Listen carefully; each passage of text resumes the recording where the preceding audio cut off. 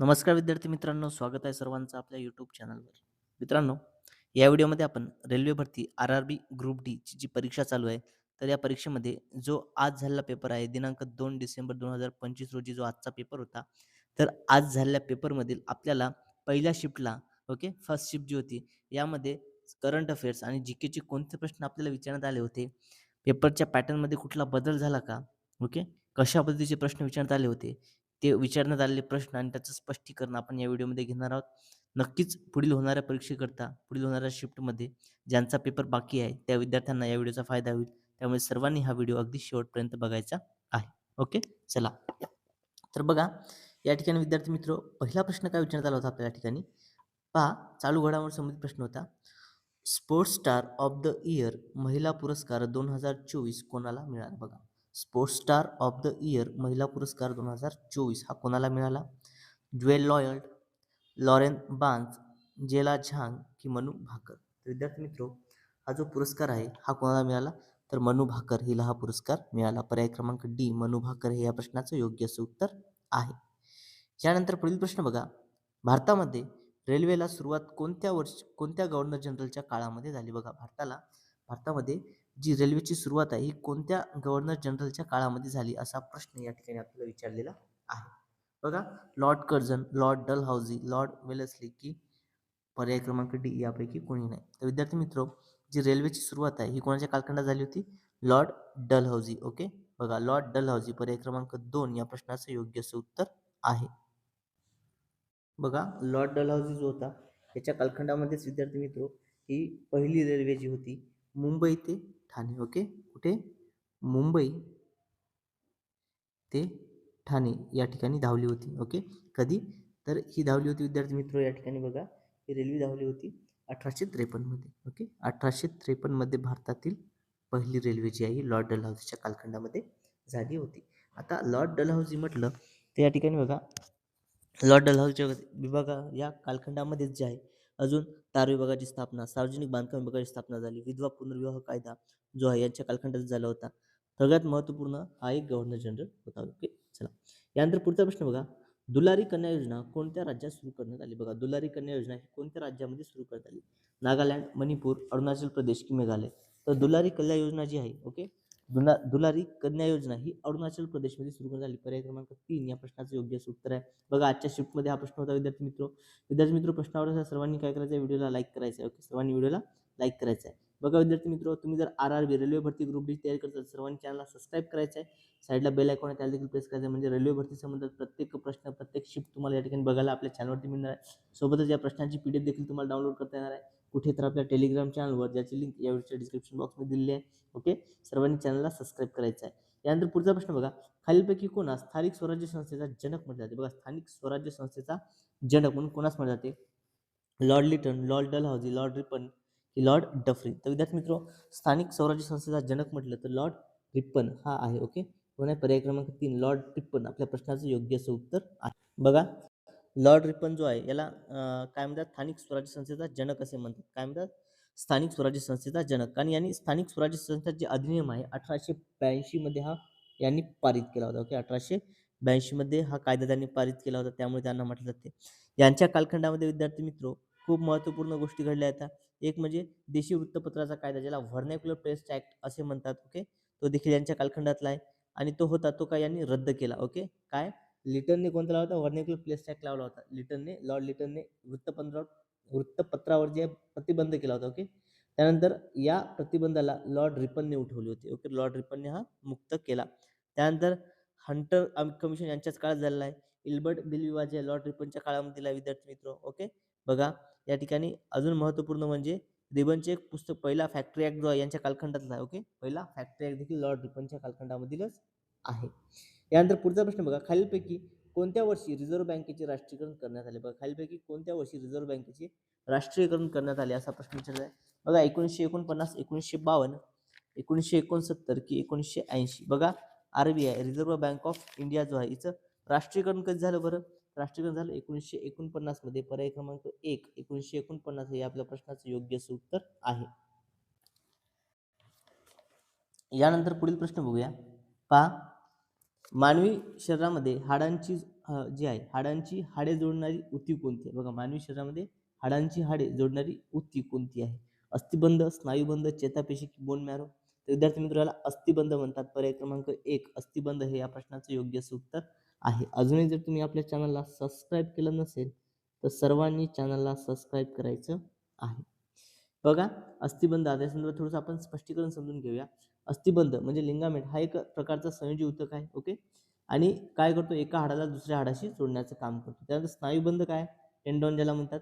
स्नायुबंध हा ऊतक हाडाला स्नायूशी जोडतो. ओके, हाडाला स्नायूशी जोडतो, ज्यामुळे स्नायूंच्या हालचालीमध्ये म्हणजे वाढ होते. ओके, जे हालचालीमुळे हात हालतात आपले. त्यानंतर चेतापेशी, न्यूरॉन ज्याला म्हणतात, ही पेशी मज्जासंस्था नर्वस सिस्टम एक भाग आहे ज्याचं काय संदेश वहनाचं काम करते. आणि सर्वात शेवटी बोन मॅरो हा हाडातील मऊ ऊतीचा एक प्रकार आहे जो रक्तपेशीमध्ये तयार होत असतो. ओके, बोन मॅरो हा आपल्या रक्तपेशीमध्ये तयार होत असतो. बघा, अजून जर चॅनलला सबस्क्राईब केलं असेल, सर्वांनी चॅनलला सबस्क्राईब करायचं आहे आणि PDF मिळवण्याकरता आपलं टेलिग्राम चॅनल तुम्ही नक्की जॉईन करायचं आहे. सोबतच व्हिडिओला लाईक करायचं आहे विद्यार्थी मित्र. ओके, चला सर्वांनी व्हिडिओ लाईक करायचा आहे. त्यानंतर पुढचा प्रश्न बघा, अनातोलिया पठार कोणत्या देशामध्ये आहे? तुर्कस्तान, ब्राझील, स्पेन की मेक्सिको? तर अनातोलिया हे जे पठार आहे तुर्कस्तान या देशामध्ये आहे. पर्याय क्रमांक 1 याचं उत्तर आहे. बघा, अनातोलियाचं पठार जे तुर्कस्तानमध्ये येतं यालाच आशिया मायनर, ओके, एशिया मायनर असेही म्हणतात. तुर्कस्तानचा बहुतेक भाग हा जो आहे या अनातोलियाच्या पठारावरती पसरलेला आहे. यानंतर पुढचा प्रश्न बघा, बेमनाड हे खाऱ्या पाण्याचे सरोवर कोणत्या राज्यामध्ये आहे? बेमनाड हे खाऱ्या पाण्याचे सरोवर कोणत्या राज्यामध्ये? आंध्र प्रदेश, तामिळनाडू, केरळ की कर्नाटक? तर बेमनाड कुठे आहे विद्यार्थी मित्र? तर बेमनाड आहे केरळमध्ये. पर्याय क्रमांक 3 या प्रश्नाचं योग्य असं उत्तर आहे. हे बघा, बेमनाड जे आहे हे केरळ राज्यात आहे. बेमनाड सरोवर कुठे आहे? केरळ राज्यामध्ये आहे. हे भारतातील सर्वात लांब सरोवर असून केरळमधील सर्वात मोठे सरोवर आहे. ठिकाण कुठे आहे? तर हे सरोवर केरळच्या दक्षिण भागात अरबी समुद्राला समांतर असलेलं आहे. ओके, यामध्ये कोणकोणते जिल्हे येतात? एर्नाकुलम, अल्लुपुळा, ओके, नंतर कोट्टियम या जिल्ह्यामध्ये हा पसरलेला आहे. वैशिष्ट्य म्हटलं की खाऱ्या आणि गोड्या पाण्याचे मिश्रण असणारं हे एक बॅकवॉटर सरोवर आहे. ओके, बेमनाड काय एक बॅकवॉटर सरोवर आहे ज्यामध्ये गोड्या आणि खाऱ्या पाण्याचे मिश्रण आहे. यानंतर बघा, उत्तर पूर्व रेल्वे यांचे मुख्यालय कोणत्या ठिकाणी आहे? उत्तर पूर्व रेल्वेचं मुख्यालय विचारलेलं आहे. नवी दिल्ली, मुंबई, गोरखपूर की चेन्नई? तर विद्यार्थी मित्र, उत्तर पूर्व रेल्वेचं मुख्यालय आहे गोरखपूर या ठिकाणी. पर्याय क्रमांक 3 याचं योग्य असं उत्तर आहे. बघा, उत्तर पूर्व रेल्वेचे मुख्यालय गोरखपूर येथे आहे. हे भारतातील एक महत्त्वाचे क्षेत्र आहे आणि भारतीय रेल्वेचे मुख्यालय विचारलं तर नवी दिल्ली आहे. ओके, भारतीय रेल्वेचं मुख्यालय म्हटलं तर नवी दिल्ली या ठिकाणी आहे. यानंतर पुढील प्रश्न बघा, राजीव गांधी आंतरराष्ट्रीय विमानतळ कोणत्या ठिकाणी आहे? राजीव गांधी आंतरराष्ट्रीय विमानतळ कोणत्या ठिकाणी आहे? नागपूर, चेन्नई, हैदराबाद की पणजी? तर विद्यार्थी मित्र, राजीव गांधी आंतरराष्ट्रीय विमानतळ हे हैदराबाद या ठिकाणी आहे. पर्याय क्रमांक 3 याच योग्य उत्तर आहे. यानंतर पुढचा प्रश्न बघा, लेप्चा लेप्चा ही आदिवासी जमात कोणत्या राज्यामध्ये आढळते? लेप्चा ही जी आदिवासी जमात आहे ही कोणत्या राज्यात आढळते असा प्रश्न आपल्याला विचारलेला आहे. झारखंड, आसाम, सिक्कीम की केरळ? तर लेप्चा ही जी आदिवासी जमात आहे ही कुठे आढळते विद्यार्थी मित्र? तर ही सिक्कीम या राज्यामध्ये आढळते. पर्याय क्रमांक 3 सिक्कीम या प्रश्नाचं योग्य उत्तर आहे. यानंतर बघा, सिंधू संस्कृतीमधील महत्त्वाचे शहर कोणते? खालीलपैकी सिंधू संस्कृतीमधील महत्त्वाचे शहर कोणते आहे? लोथल, दायमाबाद, कुंतल की यापैकी नाही? विद्यार्थी मित्र, लोथल पर्याय क्रमांक 1 आपल्या प्रश्नाचं योग्य उत्तर आहे. ओके, लोथल हे काय तर सिंधू संस्कृतीमधील एक महत्त्वपूर्ण असं शहर आहे. यानंतर पुढील प्रश्न बघा, जमशेदपूर हे औद्योगिक शहर कोणत्या नदीच्या काठी आहे? ओके, जमशेदपूर हे जे औद्योगिक शहर आहे हे कोणत्या नदीच्या काठी आहे असा प्रश्न या ठिकाणी आपल्याला विचारलेला आहे. तापी, नर्मदा, महानदी की सुवर्णरेखा? तर जमशेदपूर कुठे आहे? तर सुवर्णरेखा नदीच्या काठी आहे. पर्याय क्रमांक 4 सुवर्णरेखा आपल्या प्रश्नाचं योग्य उत्तर आहे. यानंतर पुढचा प्रश्न बघा, फॉन हे स्थानिक वारे कोणत्या ठिकाणाहून वाहतात? ओके, फॉन हे जे स्थानिक वारे आहेत हे कोणत्या ठिकाणाहून वाहतात? रॉकी पर्वत, अर्जेंटिना, आल्प्स पर्वत की यापैकी नाही? तर फॉन हे जे स्थानिक वारे आहेत हे रॉकी पर्वतातून वाहतात. पर्याय क्रमांक 1 रॉकी पर्वत हे या प्रश्नाचं योग्य असं उत्तर आहे. यानंतर पुढचा प्रश्न बघा, अटाकामा, ओके, अटाकामा हे वाळवंट कोणत्या ठिकाणी आहे? अटाकामा हे वाळवंट कोणत्या ठिकाणी आहे असा प्रश्न आपल्याला आजच्या पहिल्या शिफ्टमध्ये विचार झाला होता. उत्तर अमेरिका, दक्षिण अमेरिका, मध्य अमेरिका की ऑस्ट्रेलिया? तर अटाकामा जे आहे हे येतं दक्षिण अमेरिकेमध्ये. पर्याय क्रमांक 2 याचं योग्य उत्तर आहे. यानंतर पुढचा प्रश्न बघा, एशियन संघटनेचे मुख्यालय खालीलपैकी कोठे आहे? ओके, आशियान या संघटनेचे मुख्यालय खालीलपैकी कोठे आहे असा प्रश्न विचारलेला आहे. काठमांडू, जकार्ता, ब्रुसेल्स की जिनिव्हा? तर एशियन या संघटनेचं मुख्यालय कुठे आहे विद्यार्थी मित्र? तर ते इथं जकार्ता या ठिकाणी. कुठे आहे? जकार्ता हे या प्रश्नाचं योग्य असं उत्तर आहे. ओके, बघा याची थोडीशी आपण डिटेल माहिती बघूया विद्यार्थी मित्र. बघा मुख्यालय कुठे येतं? तर मुख्यालय आहे जकार्ता. ओके, कुठे आहे? इंडोनेशियातील जकार्ता या ठिकाणी एशियन संघटनेचं मुख्यालय आहे. एशियन संघटनेची स्थापना ही 8 ऑगस्ट 1967 मध्ये झाली. ओके, 8 ऑगस्ट 1967 मध्ये याची स्थापना झाली होती. उद्देश काय आहे? तर सदस्य देशातील आर्थिक, सामाजिक व राजकीय तसेच सांस्कृतिक सहकार्य वाढवणे.